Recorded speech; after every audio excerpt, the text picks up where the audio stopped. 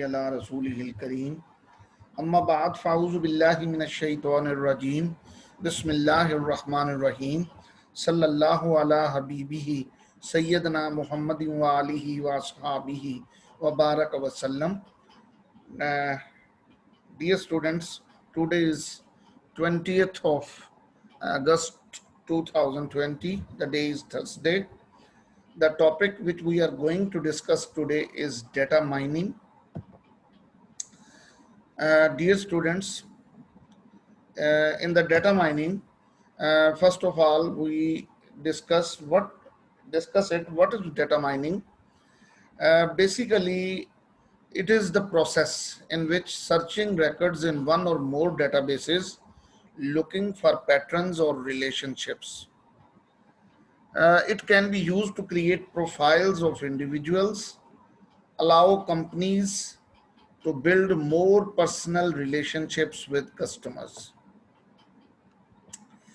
ये एक ऐसा प्रोसेस है डेटा माइनिंग जिसमें रिकॉर्ड्स को सर्च आउट किया जाता है एक या एक से ज़्यादा डेटाबेसेस में और सिमिलर टाइप्स ऑफ पैटर्न्स को फाइंड करने के लिए या रिलेशनशिप्स वगैरह को फाइंड करने के लिए एक से ज़्यादा डेटाबेसेस के अंदर डेटा को सर्च आउट किया जाता है और बाद में उनको कंबाइन कर दिया जाता है, कलेक्टिव उनको इंफॉर्मेशन को कलेक्ट किया जाता है एक जगह पर।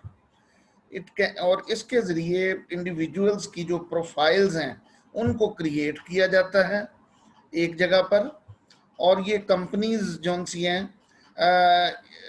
इसमें ये होता है कि पर्सनल जो कंपनीज का जो रिलेशनशिप होता है अपने कस्टमर्स के साथ, तो कंपनीज इसको अलाउ करती हैं ताकि एक कंप्लीट प्रोफाइल किस इंडिविजुअल्स उनके कस्टमर्स का जो उनके साथ डील कर रहे हैं उन तमाम कस्टमर्स का एक कंप्लीट प्रोफाइल ताकि डिज़ाइन या डेवलप किया जा सके। Google's personalized search, secondary use. Google का एक सेकेंडरी यूज़ ये भी है कि ये इंफॉर्मेशन को कलेक्ट करती है किसी भी एक पर्पस के लिए, किसी भी एक पर्पस के डाटा को या इंफॉर्मेशन को जो कलेक्ट किया होता है इसको किसी दूसरे पर्पस के लिए भी इस्तेमाल करती है। Google keeps track of your search queries and web pages you have visited. It uses this information to infer your interests and determine which pages to return. Example, boss could refer to fishing or music. Also used by retailers for direct marketing. Google की जो personalised search है उसका secondary use ये भी है कि वो information को जो इंफॉर्मेशन कलेक्ट की जाती है किसी एक पर्पस के लिए उसको किसी दूसरे पर्पस के लिए भी इस्तेमाल कर लिया जाता है। और गूगल जो है वो सर्च क्वेरीज और आपके जो वेब पेजेस जो आपने विजिट किए होते हैं उनसे आपके बारे में इंफॉर्मेशन को सर्च करती है। फॉर एग्जांपल के ये इंफॉर्मेशन को इस्तेमाल करते हुए आपके इंटरेस्ट को और ये उन पेजेस को वेब पेजेस को डिटरमिन करती है ताकि आपको वो पेजेस वापस रिटर्न किए जा सकें आपकी इंटरेस्ट को मद्देनजर रखते हुए। फॉर एग्जांपल एक बास एक कस्टमर है, उसको वो ज़्यादातर फिशिंग और म्यूज़िक वेबसाइट्स को सर्च आउट करता है, तो उसकी इंटरेस्ट को देखते हुए उसको फिशिंग और म्यूज़िक वेबसाइट्स जो सी हैं रेफ़र करना। इसी तरह जो रिटेलर्स हैं उनको डायरेक्ट मार्केटिंग जो सी है उनको ऑफर करना। सेकेंडरी यूजेस ऑफ इंफॉर्मेशन को इस डायग्राम के जरिए समझाने की में समवट इसको एक्सप्लेन किया गया है।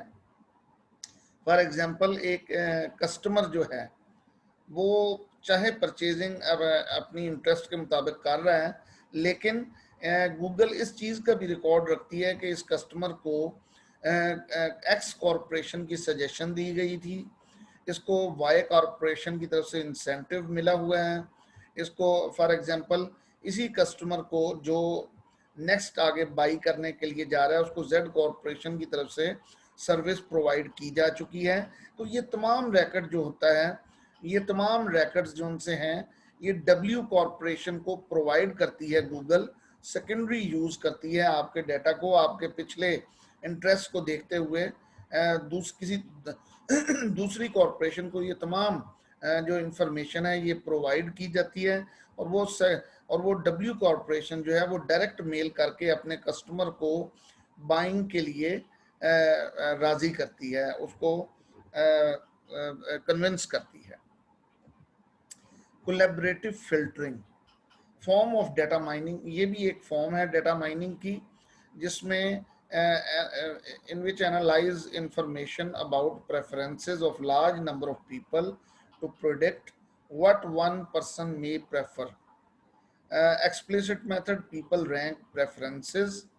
Implicit method, keep track of purchases. Used by online retailers and movie sites. Collaborative filtering भी एक किस्म की डेटा माइनिंग की एक किस्म है, एक फॉर्म है, जिसमें इंफॉर्मेशन को एनालाइज किया जाता है लार्ज नंबर ऑफ पीपल की प्रेफरेंसेस के बारे में, और ये प्रिडिक्ट करना कि पर्सन किस चीज़ को प्रेफर कर सकता है।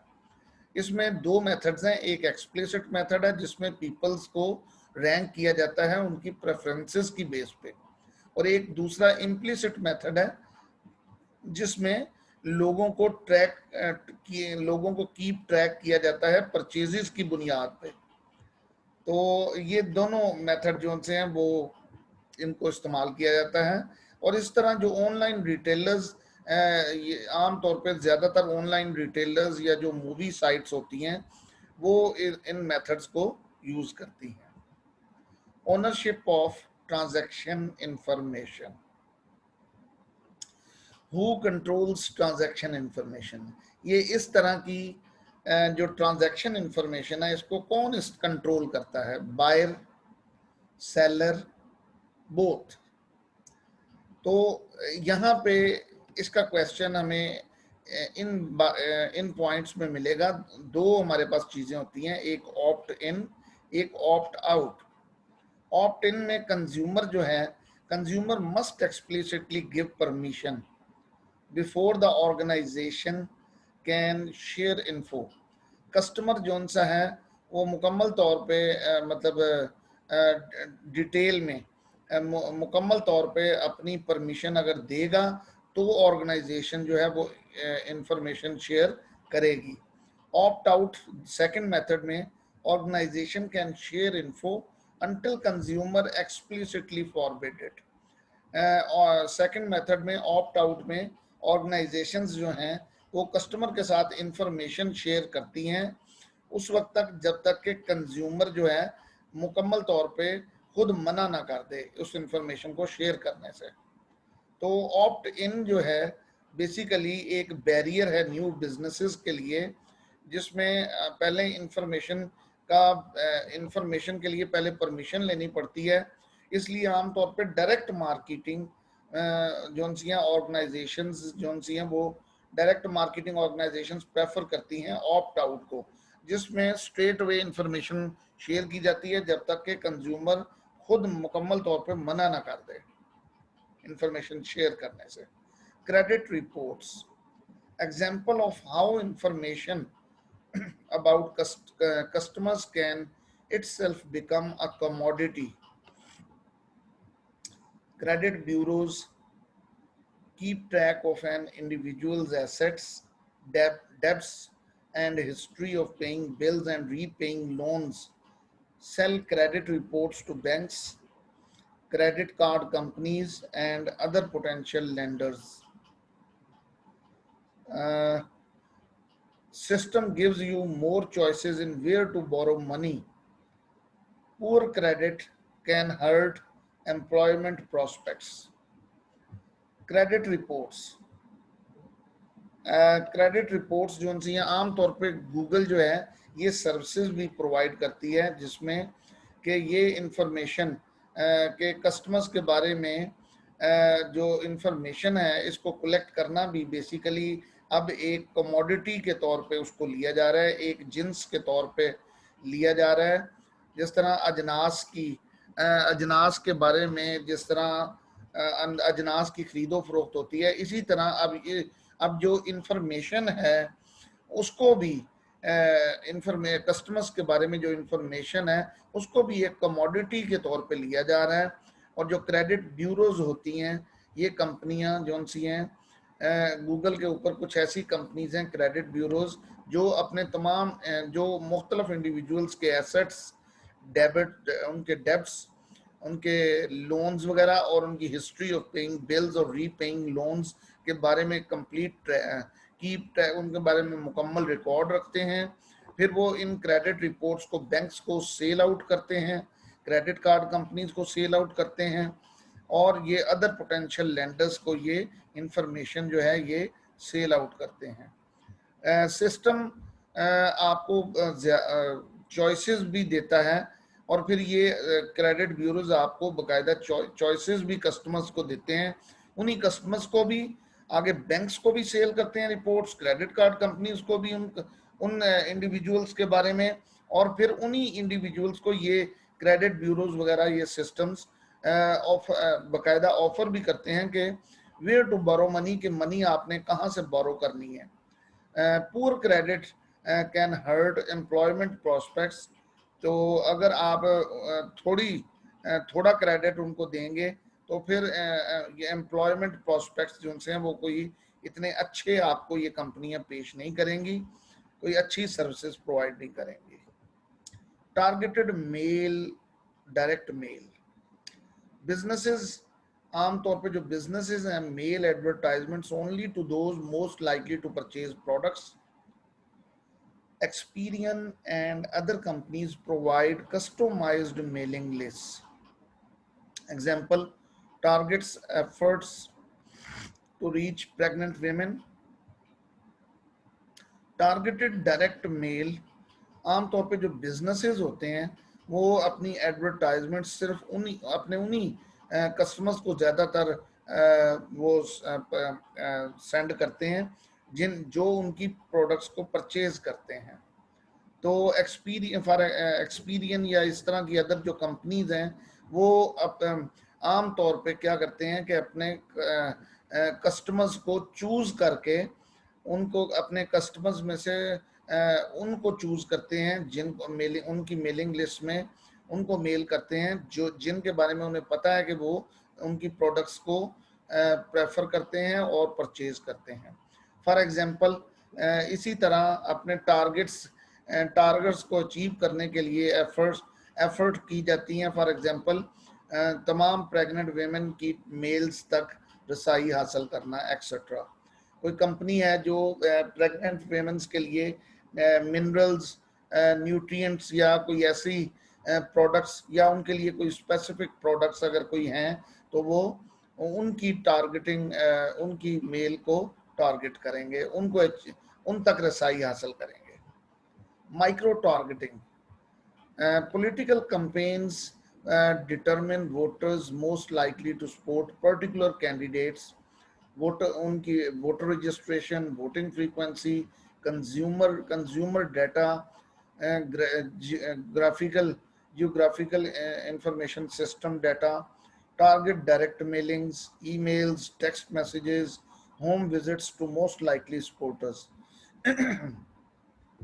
माइक्रो टारगेटिंग में आमतौर पे इसकी बेस्ट एग्जांपल ये है कि पॉलिटिकल कैंपेन्स के दौरान उन तमाम वोटर्स को डिटरमिन किया जाता है जो कि किसी पर्टिकुलर कैंडिडेट को सपोर्ट कर रहे होते हैं।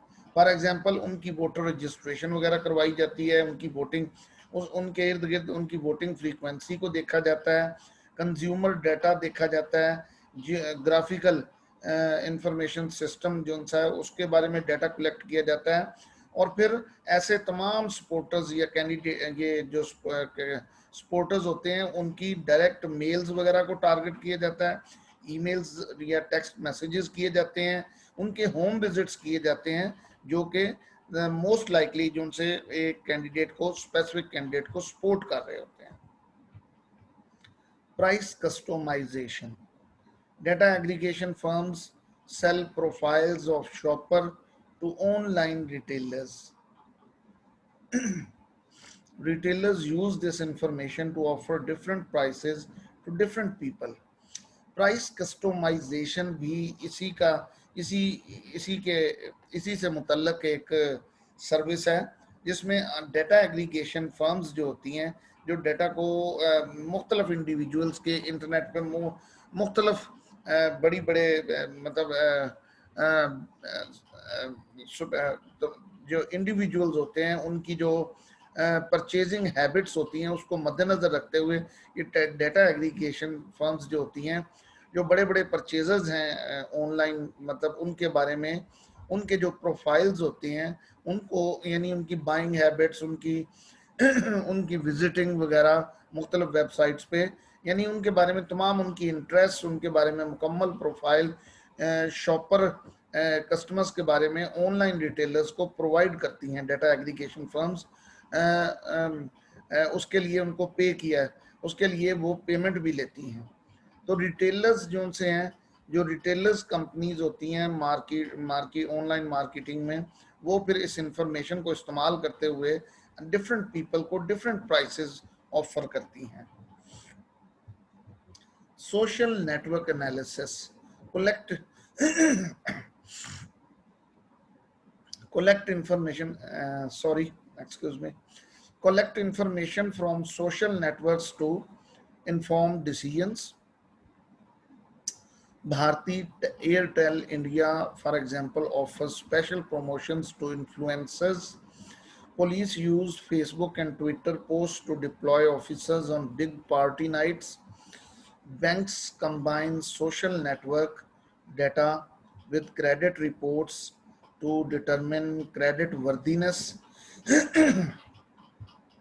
सोशल नेटवर्क एनालिसिस का भी बहुत ही अहम रोल है इस बारे में कि इंफॉर्मेशन जो है सोशल नेटवर्क से कलेक्ट की जाती है टू और उसके ज़रिए उनके डिसीजंस को उनके जो सोशल मीडिया पे जो जितने भी लोग जो हैं, जो सोशल मीडिया जो सी हैं वो जो यूज़ कर रहे हैं, उनके बारे में जो सोशल नेटवर्क एनालिस्ट होते हैं वो वहाँ से उनके डिसीजंस के बारे में इंफॉर्मेशन कलेक्ट करते हैं।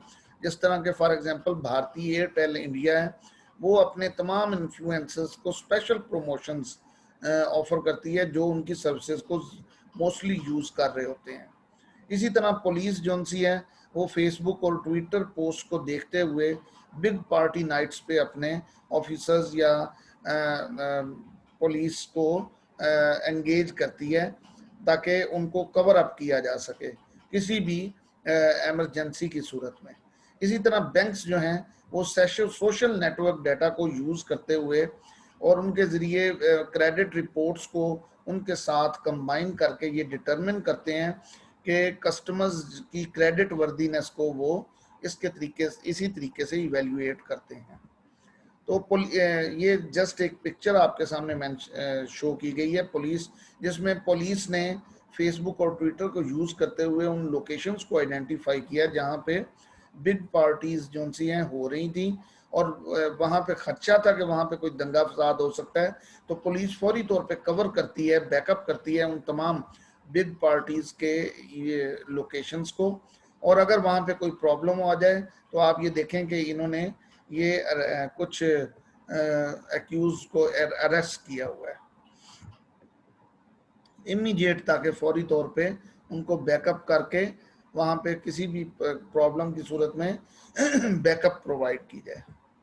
Examples of consumer backlash, market place, house holds, मुख्तलिफ किस्म की आपको अब 3-4 कंपनीज की एग्जाम्पल्स दी जा रही हैं, जिनमें से एग्जाम्पल के तौर पे एक लोटस डेवलपमेंट कॉरपोरेशन अमेरिका के अंदर है, जिसने एक सीडी डेवलप की जिसके अंदर 120 मिलियन अमेरिकन की इंफॉर्मेशन थी। और इसने प्लान किया लोटस डेवलपमेंट ने कि वो सीडी को सेल करेगी स्मॉल बिजनेसेस को जो कि मेलिंग लिस्ट क्रिएट करना चाह रहे थे, वेरियस क्राइटेरिया मद्देनजर रखते हुए तमाम अमेरिकन की अक्सरियत अमेरिका की जो हाउस होल्ड इनकम है उसको मद्देनजर रखते हुए उनको कुछ स्पेसिफिक अपनी ऑफर्स भेजना चाह रहे थे। तो ये लोटस डेवलपमेंट कॉरपोरेशन ने उनके 120 अमेरिकन मिलियन अमेरिकन के बारे में एक सीडी, एक इंफॉर्मेशन कलेक्ट की। तो इस पर क्या हुआ कि 30,000 कंज्यूमर्स ने कंप्लेंट कर दी लोटस के बारे में कि उन्होंने हमारी प्राइवेसी को डिस्टर्ब किया है। तो फिर लोटस लोटस ने इस प्लान को सीडीज को सेल करने के प्लान को ड्रॉप कर दिया। जस्ट ये एक एग्जांपल है जिसमें कंज्यूमर की बैकलैश, यानी कंज्यूमर के बारे में मतलब उनका डाटा को कलेक्ट करना, उनकी इंफॉर्मेशन कलेक्ट करना। जिस तरह के यहाँ पे हाउस होल्ड इनकम्स डिफरेंट